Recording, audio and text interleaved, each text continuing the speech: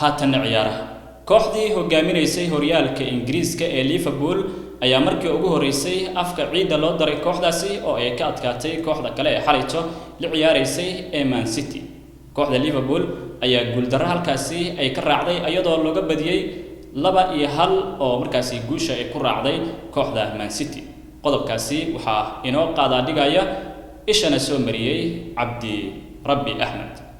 kooxda Liverpool ayaa guuldarro ku bilowday sanadka cusub ee 2019 kadib markay ku guuldareysatay kulanka ee xalay Man City la ciyaartay halkaasina ay ku guuldareysatay ayagoo looga badiyay 2-1. Liverpool ayaa guuldaradii ugu horeysay ee horyaalka Premier League xilli ciyaareedkan ka soo gaartay markay garoonka Etihad ay marti ugu noqotay Man City oo si adag ugu soo diyaar garowday. Man City ayaa goolasha u kala dhaliyeen Sergio Aguero iyo Leroy Sané halka goolka madiga ahna oo Liverpool u dhaliyay Roberto Firmino.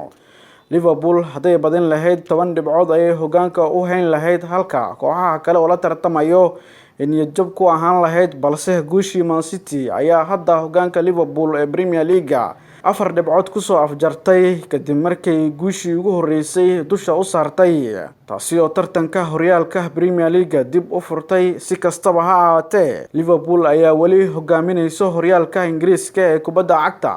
intaasi ayaan ku soo afmeerayaa war wixii dal iyo dibadda naga soo gaaray anigoo ah Bishaar Axmed Dhaqane ayaa warka inala socodsiinayay.